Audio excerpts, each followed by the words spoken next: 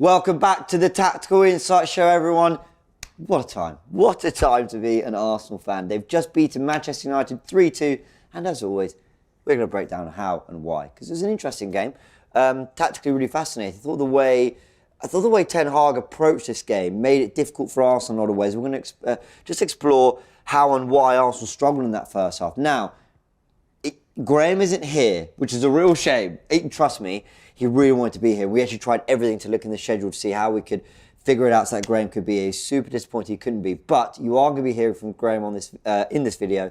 He sent in some videos and we're going to be getting his thoughts as we explore and illustrate it here. But he is extremely sorry, as always, when he can't make a show. He absolutely hates it. But yeah, we're going to power through. We've got his thoughts anyway. I've got his numbers and his research, so you're getting the same old tactical insight. Never the same without Graham, but it's the same stuff to go through as always. So, Graham, we miss you lots. But let's go into it. Arsenal versus Manchester United, a 3-2 win. I think we've got to start, as we always would, with Graham here, with the match stats. And we're better placed to just ignore the fact that it says Ramsdale De Gea. That was a slight editing issue on my part. But the two clubs, Arsenal, Man United, 24 shots for Arsenal to Manchester United 6, 5 on target to United's 4. We have 58% possession throughout the game. That wasn't the story of the whole game. Shows you how dominant we were in the second half. That I think at half time we'd had 51 to their 49. XG of 2.63 to United's 0.34. And I would stress actually that XG is measured differently, sort of by different sort of data analysts. And I think I saw an XG of 3.3 something, doing the rounds on social media. The point is, Arsenal did really create a lot of good chances despite some of the problems they encountered. Let's have a little look at some of the attacking stats. Here they are. Open that up there. 59 final third entries for Arsenal to United's 35. 86 deep touches to 18. Zone 14 touches. Wow, I've really spelt that. Couth, I don't know what that means. Touches is what I've meant to write. 37 to 20 and a 69% field tilt to 31% for Manchester United. And now let's have a little look at some of the defensive stats as well from the game. 21 tackles to 21 as well for United, 7 interceptions to 15, 12 clearances to 36, and a passes per defensive action number of 10.9 for Arsenal to 12.4 for United. They did try press us. They did try and take the game to us. I'm going to give them credit. Not in the sense that they created a load of chances. People were saying it was toe-to-toe, blow for blow. I disagree with that. I think that was United's intention, and I think that's why Arsenal fans were pretty impressed, actually, and throughout the game thought, oh, this is looking tricky. Not only are we struggling to do our thing because of the way they're pressing us, but also if we get something wrong at the back, they're looking quite sharp. I thought Anthony, despite not doing a lot, in terms of final product and end product, I thought he looked quite busy. I thought there was good interchange between the front three. Rashford really dangerous, got his goal. And I think they were giving Arsenal something to think about. And I think that got into Arsenal's head. Before we talk about the press and everything else, we've got some really good quotes from Graham here. He gives his thoughts on the game in general. And then we'll explore the press and everything else. So take it away, Graham.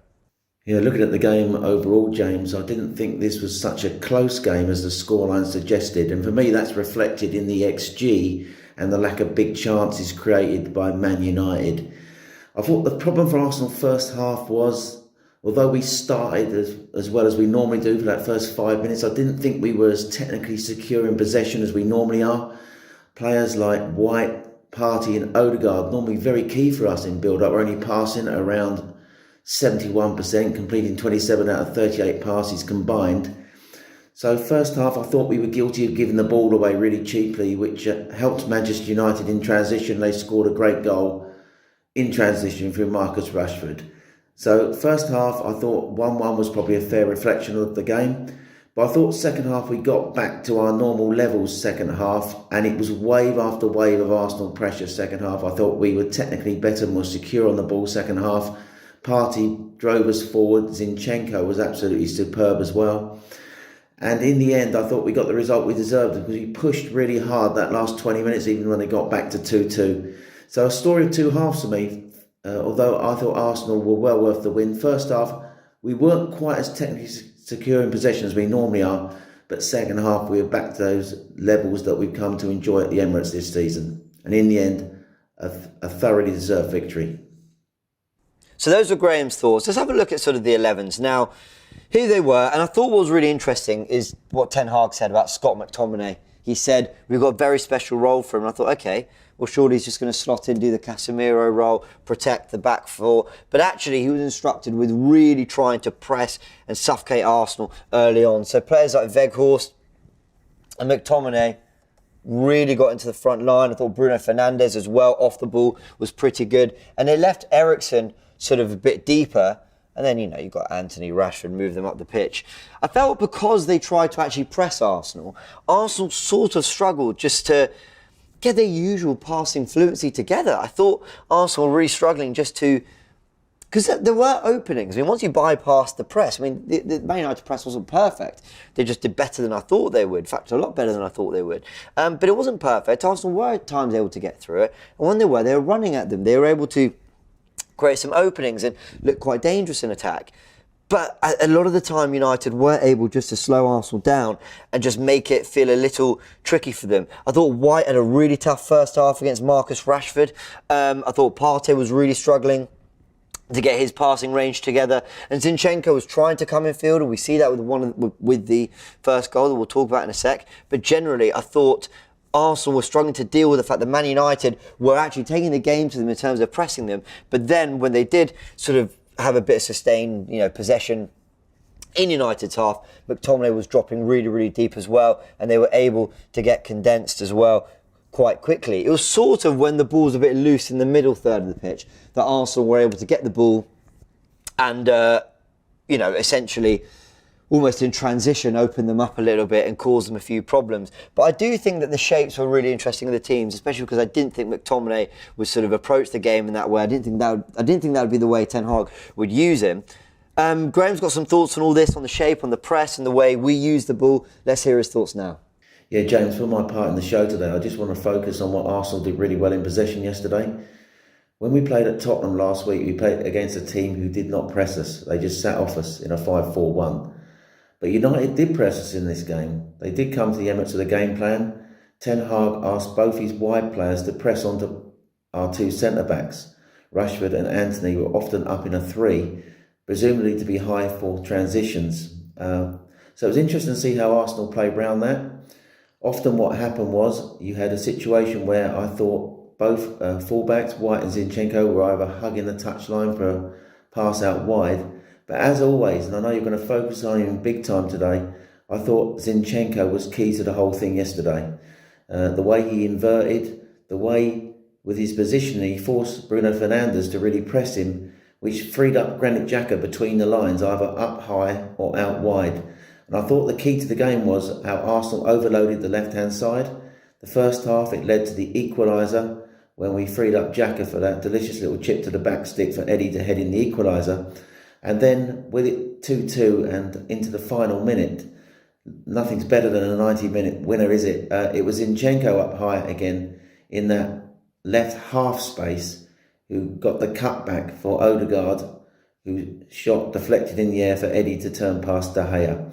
I think the game will be remembered for the Bukayo Saka moment of inspiration in the right half space where he drifted past Eriksen to get his shot away. But I thought the key to the game was with United deciding to press us the way we played round their press, create situations up high, particularly on the left-hand side, to free up Granit Xhaka, who was often in a lot of space in that left half space, for me, that had a crucial bearing in the outcome in the game. I think Graham said some really fascinating stuff there, especially about sort of Zinchenko and his role. I think fluidity is just the word you've got to use about this Arsenal team now. I think the way, and if we just move all the Arsenal players into their positions, I think, and we've talked about it on this show so many times, so you're not hearing anything new from me here, but I just think the way Zinchenko just moves and glides all over the pitch, is interchanging with Xhaka, as I've mentioned, where sometimes he'll be high up the pitch and Xhaka will slot in, sometimes he'll come wide for the overlap and Martinelli will come in. It's absolutely phenomenal. In fact, what we even saw a little bit more of is Odegaard getting a little bit more central and helping out when Nketiah was looking maybe at the back post. We see that on the Nketiah equaliser that we're going to talk about in a sec. But I just think that the fluidity of this Arsenal team is absolutely superb. We've got to talk about Zinchenko's numbers as well. Let's bring them up here. Because look at that, okay, no goals or assists in the game, played the full 90 minutes, an 88% pass accuracy, 23 final third passes, 85 touches, 7 passes into the box, 5 times he won possession back, 4 duels won and 3 crosses as well. His win percentage in an Arsenal shirt this season is 83%. That is 10 of the 12 Premier League games he has played this season. He has won. I mean, you can just see how important he is to this Arsenal team because of the way he comes inside, the way he makes things happen. But as well as being incredibly fluid, you know, the way he moves and the way Arsenal respond to it, there's a bravery about Zinchenko. There is a willingness to make things happen. There is he came in and he said, was a quote that, you know, we don't talk about top 4 in Champions League. We're here to win the title. We're here to compete and we're here to win big things. And I think it's little moments like this in the equaliser that show you his mentality and his sort of bravery. Now, Arsenal had to come through a little bit of adversity in this game, don't they? They're 1-0 down. They haven't started well. United have got in their faces. United have got the goal. United looked actually quite promising when the game opened up in transition themselves. And Arsenal go 1 down. Now, you've just seen Man City beat Wolves 3-0. They turned it around against Tottenham in the week. So the question was, Arsenal, you won the North London derby. You were 8 points ahead of Man City. And by the time you kick a ball next, it's 2 points. What have you got? And I think it's players like Zinchenko that absolutely epitomise everything this Arsenal team have done so well this season. It's the way they respond. It's their mental toughness. It's their character. And here, Zinchenko's got the ball. This is the Eddie Nketiah equaliser that pulls it back to 1-1 6 minutes after we concede the first goal. By the way, on that first goal, I don't think you can blame Ramsdale because of the way it's just sort of spun away from him and then into the near post. And then I think Partey, it's not great from him, but he really improved in the second half. But he didn't have a good first half at all. Zinchenko here, he's actually being shown this way. The momentum makes you think he's coming in field, which is a very crowded area. And there's nothing you can really do to impact this part of the pitch if you're driving inside. I mean, you're looking at a clever chip, you're looking at maybe a pass in a 1-2 or something, I don't know. So he knows that the ball has to make its way to the left side. And what he does, in a very Jack Wilshere way. Do you remember when Jack Wilshere would drive that kind of low centre of gravity and then he'd just poke the ball past players, or he'd just do a little something where you think he's lost possession or you think he's not got it anymore, but he'd come away with it. That sort of outside of the foot, toe poke kind of thing.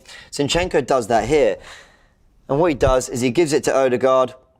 Odegaard opens up his body, down to Xhaka. What a cross it is. And Eddie Nketiah gets his head on it.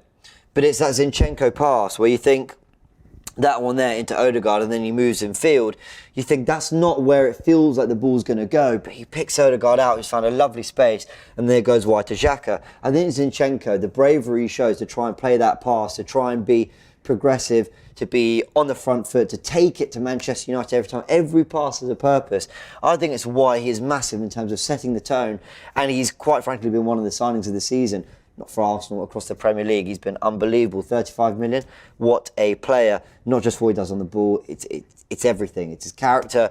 It's his demands. It's his standards. It's everything. Now, Odegaard does brilliantly here, but another player I really want to talk about is Granit Xhaka, who we see here popping on the left wing. I mentioned the word fluidity. We saw a lot of that. Granit Xhaka was so often the widest player.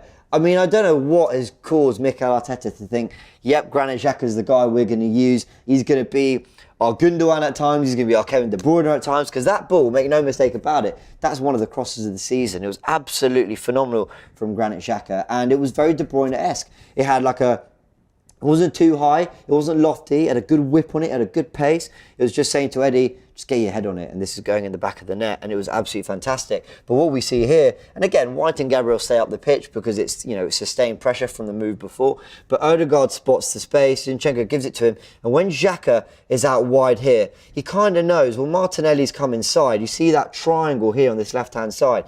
Understanding, well, Zinchenko's come in, Martinez's come in, so Xhaka's got to be wide. They understand how to operate and how to sort of pivot from one another so well. And we're going to watch the goal one last time because it's so good.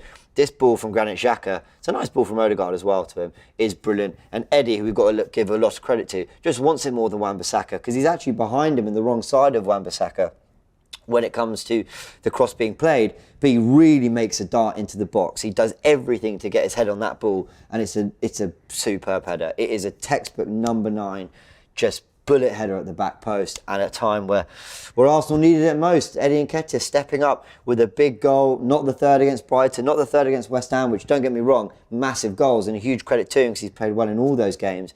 He's popped up with a massive goal when Arsenal needed it most, and it wasn't the only time he did it in this game, which we will talk about that other goal in a little bit. What's next in my notes? Granit Xhaka, I was just talking about. Only right we have a little look at his numbers as well. I thought Eddie Nketiah for the 2 goals, man of the match. Saka, because of his second half, phenomenal.